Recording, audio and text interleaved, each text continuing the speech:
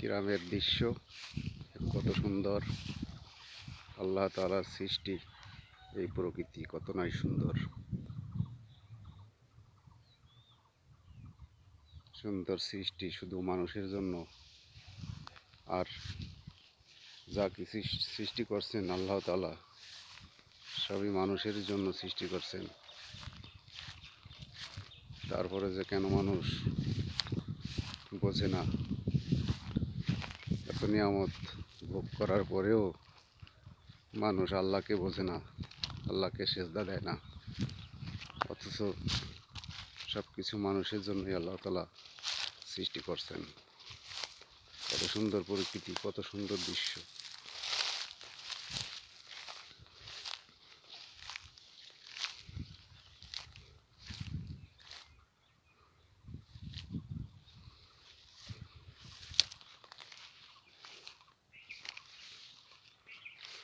এই যে দেখেন ধান ক্ষেত,